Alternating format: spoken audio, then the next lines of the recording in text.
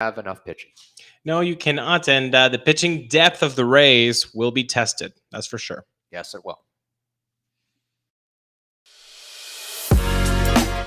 You are Locked On Rays, your daily Tampa Bay Rays podcast, part of the Locked On Podcast Network, your team every day.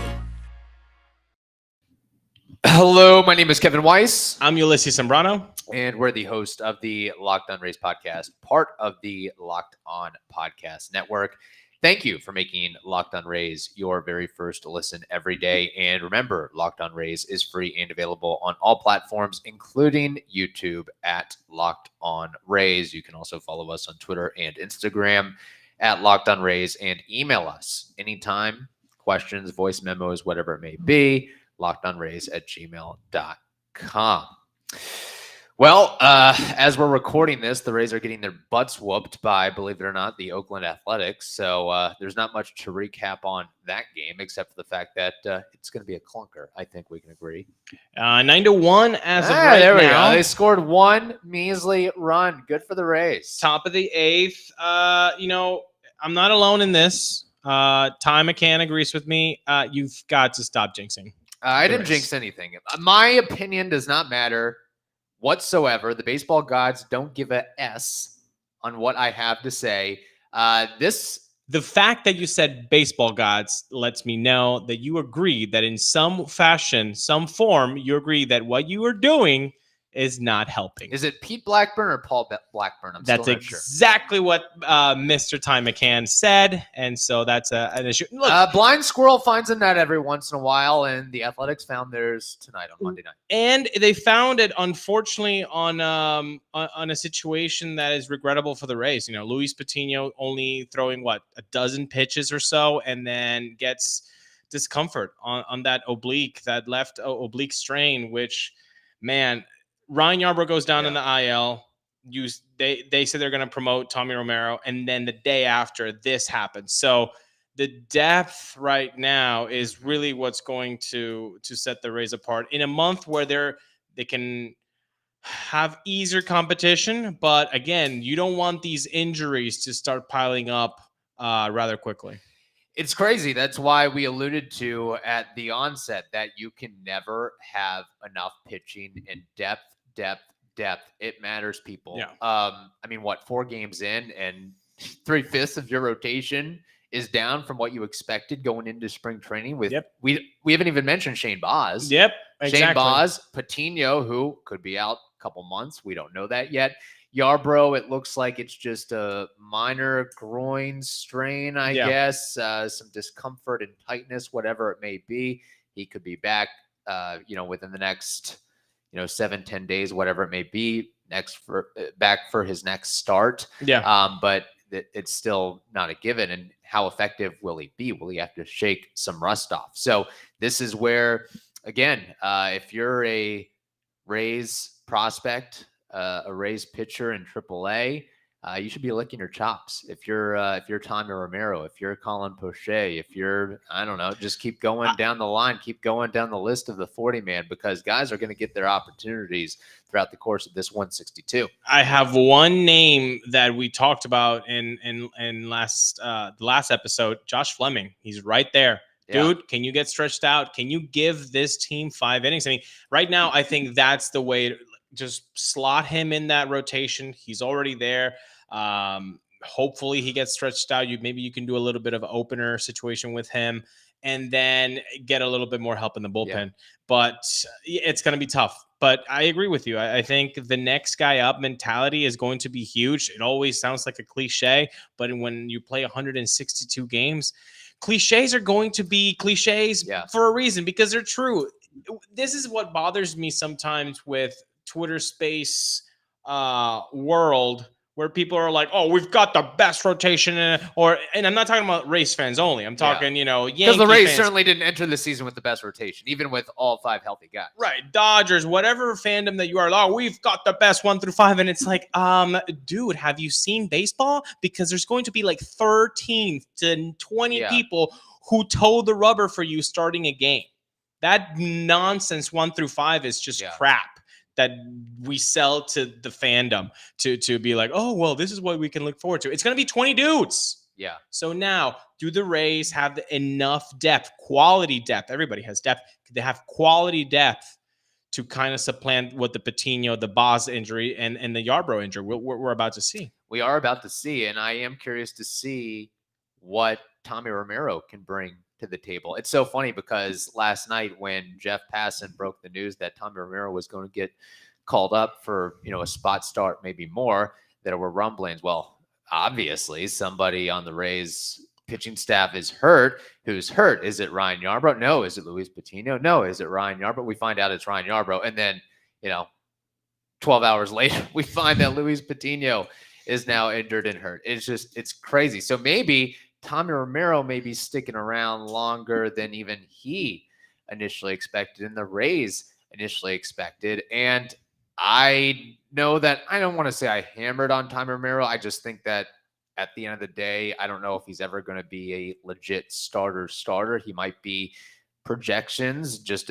based on what I've seen from scouting reports that he might be better off as mid-relief bulk guy, whatever it may be. But he very well, if this Patiño thing turns out to be a bigger issue than maybe we expect, he could finish the year with more innings than Patiño. Well, this is the thing. Look, again, I was on the other coin of that argument, and when you look at his minor league career, 410 and some change innings pitched, right, a 2.50 ERA, a 1.08 WHIP, a 951 K per nine, 37-11 record.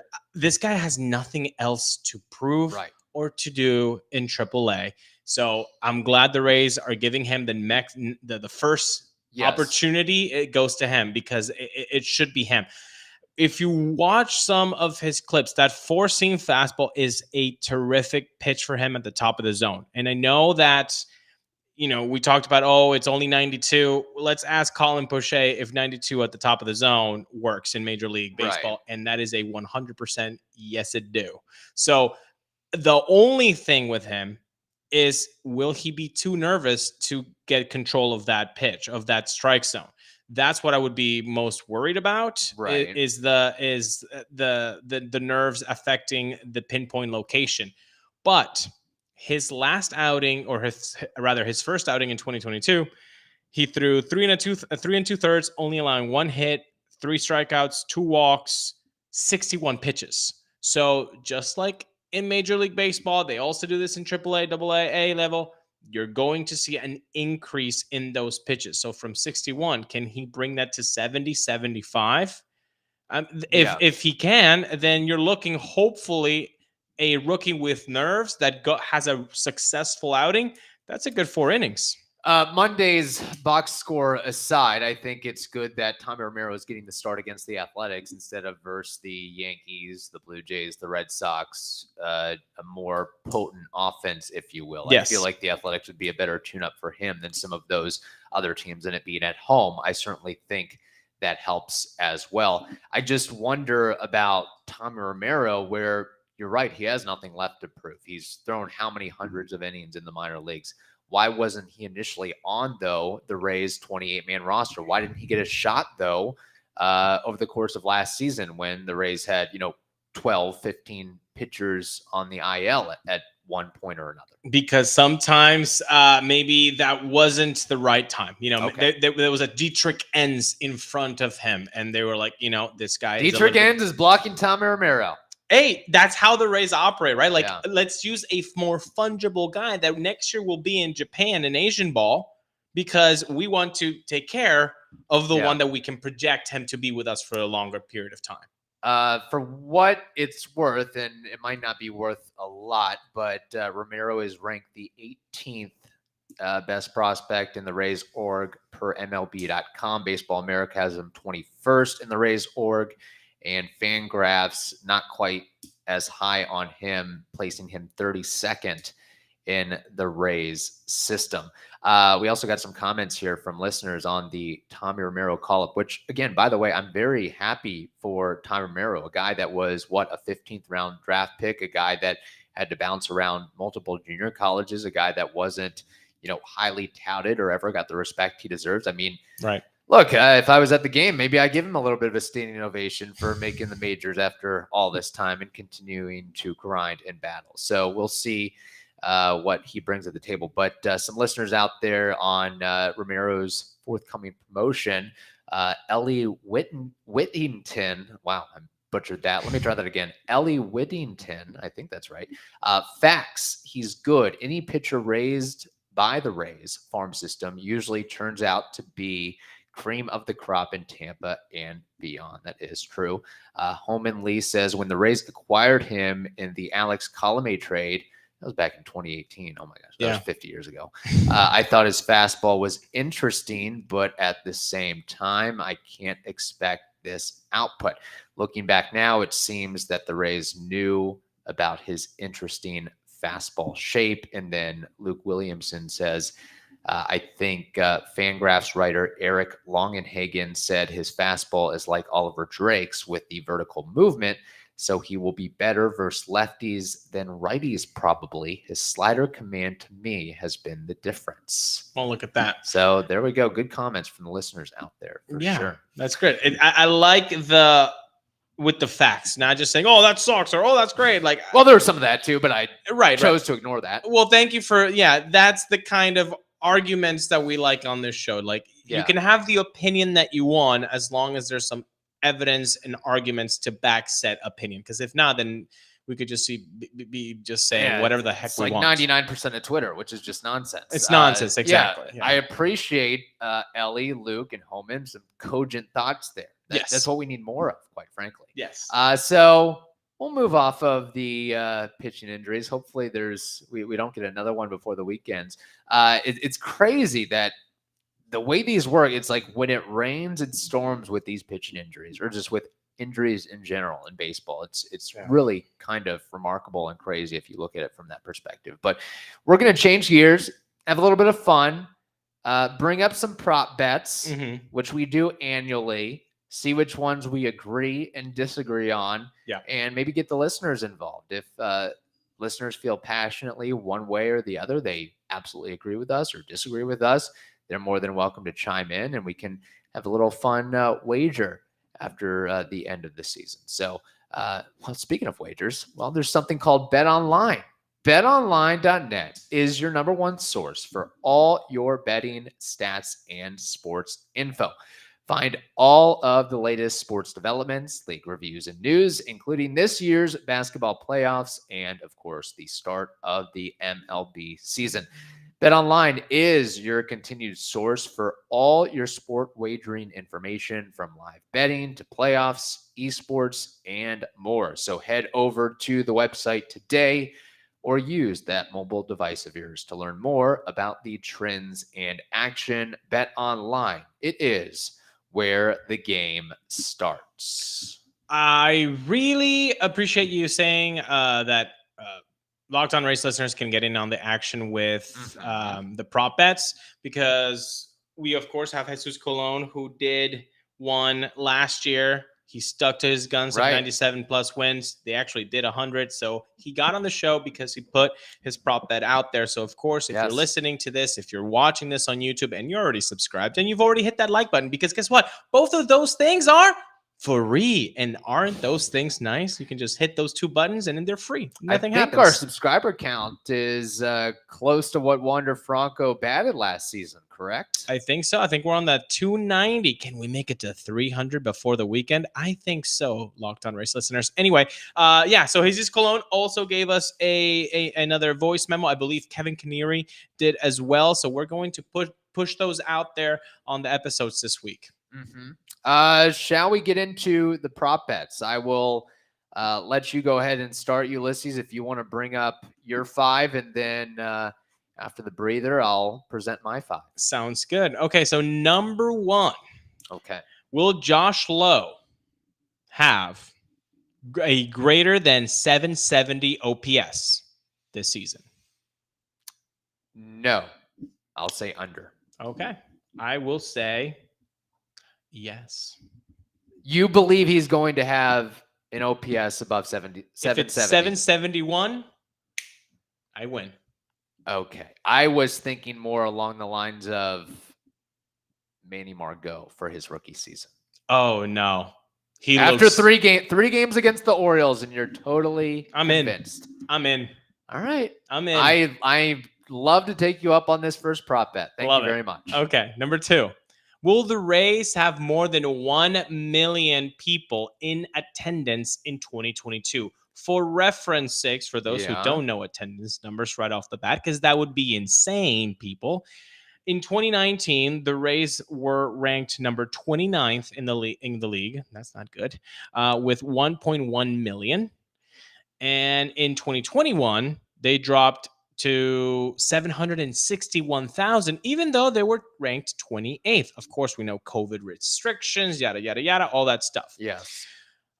So do you think the Rays will have more than 1 million people in attendance in 2022? You don't happen to have what that average is per game, do you? I do for both years. Okay, that in would 2019, be nice. They averaged 14,734 people. In 2021, they averaged 9,513. Do you know how many they would need to average to eclipse 1 million? No, but I'm guessing 13K. I don't know. I will say yes, they eclipse 1 million because of the hype of what happened in 2021, because you have Superman Brett Phillips, because you have Wander Franco locked up, because the Rays say they're spending and maybe going to continue to spend. I think, they're going to draw 1 million. They're going to do it. I agree with you. I think they will. And I think there's a lot of reasons why, those that you mentioned and others too. So we're both in agreement on that one. Can I go back to your first prop bet? Yeah, sure. For reference, Austin Meadows' OPS in 2021 with the Rays was 772.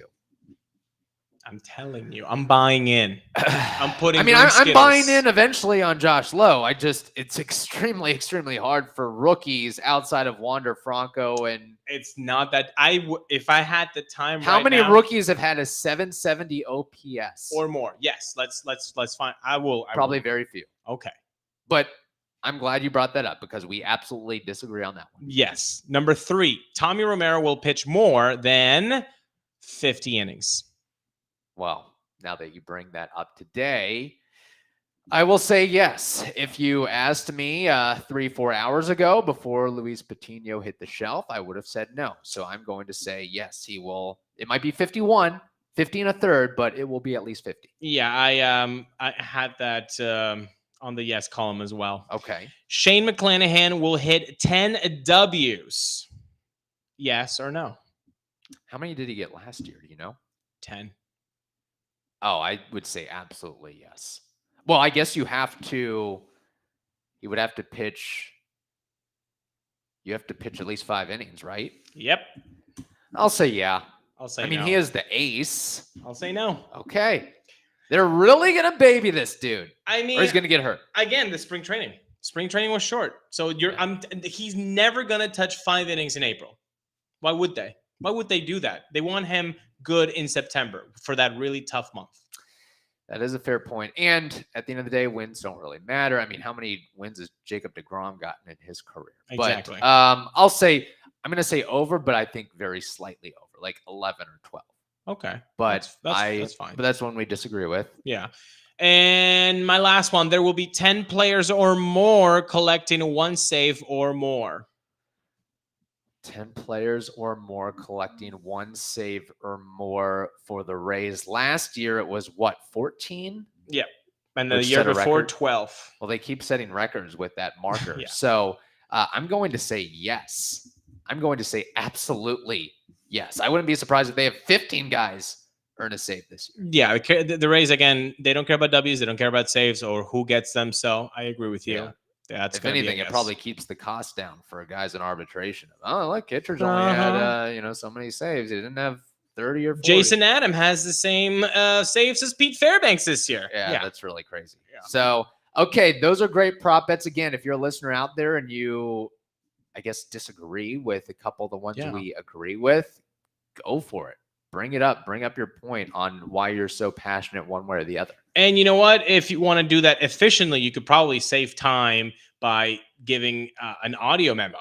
Send those away instead of writing a whole thing. Just save time and do an audio memo to us, and we will play it on the show. Your voice will be on the show. But you know what else you could do to save time and money? You could do both of those things, by using Rock Auto. Why choose to spend 30 to 50 to 100% more for the same parts from a chain store or a car dealership? That doesn't make sense. Like I told you the other day, Honda Odyssey fuel pumps are $353 from a chain store. They're only $216 from Rock Auto. Let's also remember that Rock Auto is a family business serving do-it-yourselfers for over 20 years. And they serve do-it-yourselfers as well. So Rock Auto prices are reliably low for every customer. They have everything you could ever need: brake parts, tail lamps, motor oil, and even new carpet. You got to go check out their easy-to-use website today to find the solution to your auto part needs. Go to rockauto.com right now and see all the parts available for your car or truck. Make sure to write Locked On in their How Did You Hear About Us box so they know that we sent you. Amazing selection, reliably low prices, all the parts your car will ever need.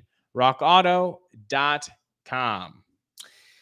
Okay, like we mentioned, if you're very passionate one way or the other and you think that the Rays aren't going to draw 1 million fans this season, then send us a voice memo explaining why. If you're like, hey, parking's too damn expensive, $20, are you insane, Stu Sternberg? What are you doing to us against the Orioles, no less? Come on, get out of here. I get it if it's the Yankees or the Red Sox, but cut me a break.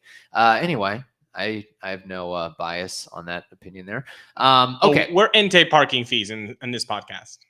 Yeah, and you have some creative ways of getting around the parking. Yeah, we won't say anymore. Prop bets. Yes. What do you got? I have a couple to introduce to you, and I think we're going to have some disagreement here. Okay. This one I might as well throw out. And again, this is the way we do these prop bets. It's a fluid list. We continue to add as the season goes on. Mm-hmm. So it's not just because we have these couple here doesn't mean we can't add on later on. This is just kind of a fun little icebreaker appetizer, if you will. Yeah. A Rays player will win AL Rookie of the Year this season. That's a no. Okay, I agree. So even though Josh Lowe will get his 771 OPS, there's Bobby Witt Jr. who's going to hit an 850. Okay. Yeah. And Shane Baz, even if he misses a couple starts, he comes back. And rookie pitchers, like we said last year, they have to be the next world. Luis Garcia didn't win Rookie of the Year. Shane McClanahan didn't win Rookie of the Year. Yeah, no. Was Cole Irvin a rookie last year? Yeah, I think he was, but he didn't win it. So he definitely didn't win it. And Wander Franco is not eligible to win this award. So keep that in mind. Speaking of Wander Franco. Okay. Wander Franco will hit over 310 this season. Batting average above 310. Yes. I agree. Yes. Okay. Great minds think alike. Yeah. Clearly. For sure. The Rays will win more than 93 regular season games this year. Yes or no? Yes. I say no. I think it's under. Okay. Well, actually, it's win more than 93 regular season games. If you hit 93, I would win. Oh my God. You already locked in your answer though. That's such a semantics way of saying it. So if Josh Lowe hits 770, then I get it. So what was it? I would have to go back to the audio and see what's the question you wrote down. Do you have the question you wrote down word for word? No, I don't. I just put Josh Lowe 770. Well, we got to go back to the tape. Check the tape. Oh my God. I think a ruse is happening as you're watching this episode, people. A ruse. A scheme. I digress. Under protest. I'm not Stu Sternberg. Okay. That's that imaginary P that the umpires do when they would you rather you want me to knock it down a peg? I mean, you seemed last week you were talking about the Rays winning 94 plus games. That's why I said it. I will keep my answer. Yes. Okay. More than 93. All right. This kind of ties in with your save question, but a little bit different.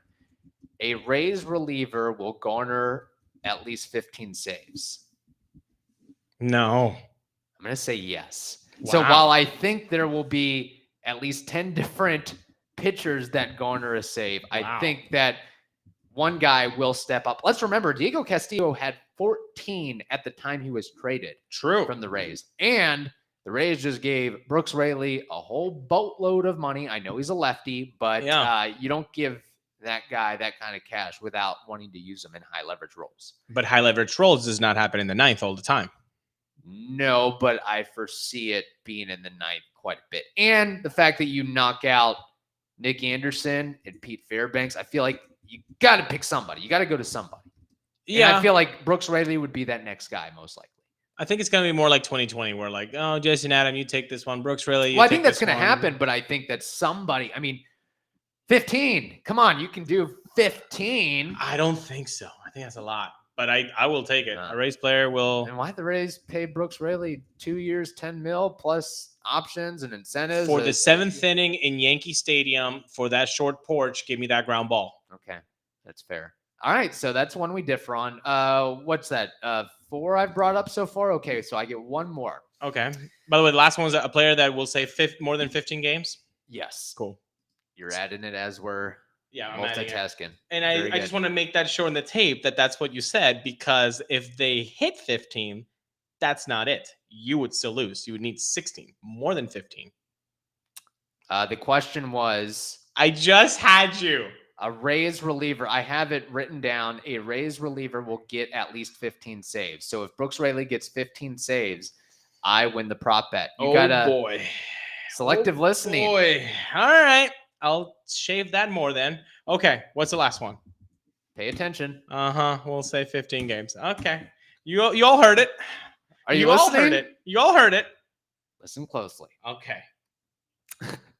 Oh my God. The Rays just got knocked around in the ninth, 13-2 right now. I love it. Woof. I'm still sick, by the way. Michael Jordan flu game over here. Yeah, that's what it is. Corey Kluber will pitch at least.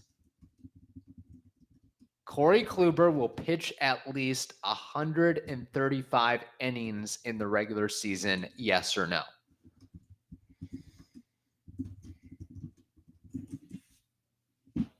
Kluber?